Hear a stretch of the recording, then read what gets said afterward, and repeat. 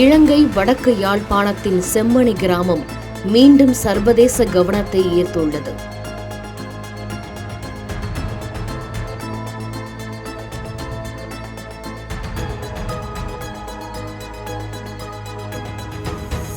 கால் நூற்றாண்டுக்கும் மேலாக புதைந்து கிடந்த மனித உரிமை மீறல்களின் கோர முகத்தை வெளிப்படுத்தும் ஒரு மனித புதைகுழி.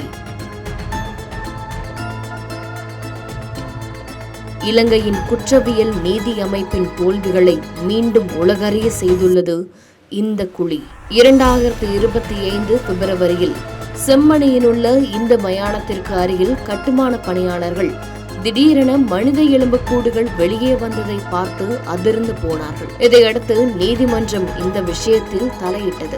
மேலதிக அகழ்வாராய்ச்சிக்கும் உத்தரவிட்டது. தடயவியல் தொல்பொருள் ஆய்வாளர்கள் பல எலும்புக்கூடுகளை கண்டுபிடித்தனர். ஜூலை 5ஆம் தேதி நிலவரப்படி தொடர்ந்து நடைபெறும் அகழ்வாராய்ச்சியில் குழந்தைகள் உட்பட 45 எலும்புக்கூடுகள் கண்டெடுக்கப்பட்டு அதிர்ச்சிக்கு மேல் அதிர்ச்சியை கொடுத்தது. புலிகள் என கருதி சித்திரவதை செய்து ராணுவம் இவர்களை புதைத்திருக்கலாம் என்பது அனுமானமாக இருந்தது.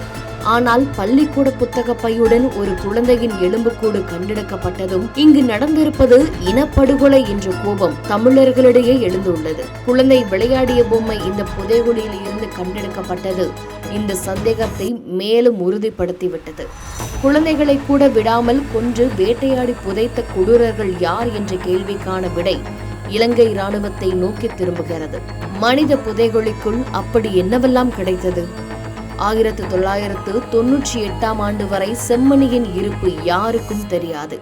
18 வயது கிருஷாந்தி குமாரசாமி என்ற தமிழ் மாணவியை பாலியல் வன்புணர்வு மற்றும் கொலை செய்து தண்டனை பெற்ற லான்ஸ் கோர்பரல் சோமரத்ன ராஜபக்ச என்பவன் செம்மணி மனித படுகொலை பற்றி முதல் முறையாக வாய்த்திருந்தான். 1995 முதல் 96ஆம் ஆண்டுகளில் ராணுவம் யாழ்குடா நாட்டை கைப்பற்றிய பின்னர் காணாமல் போன நூற்றுக்கணக்கான தமிழ் மக்கள் செம்மணிக்கு அருகில் புதைகுழியில் புதைக்கப்பட்டதாக ராஜபக்சே தெரிவித்தான்.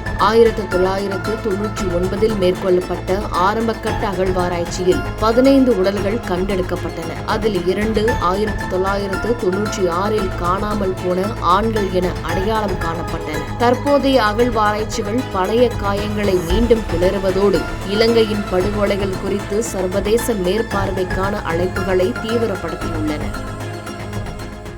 செய்திகளை உடனுக்குடன் தெரிந்து கொள்ள கீழ்கண்ட கேபிள் மற்றும் டிடிஎச் நெட்வொர்க்குகளில் எம்நாடு செய்தி தொலைக்காட்சியை காணுங்கள். பாதகம் செய்பவரை கண்டால் நாம் பயம் கொள்ளலாகாது பாப்பா. மோதி மிதித்துவிடு பாப்பா, அவர் முகத்தில் உமிழ்ந்துவிடு பாப்பா. அண்மை செய்திகளை உடனுக்குடன் தெரிந்து கொள்ள இணைந்திருங்கள் எம்நாடு தொலைக்காட்சியுடன்.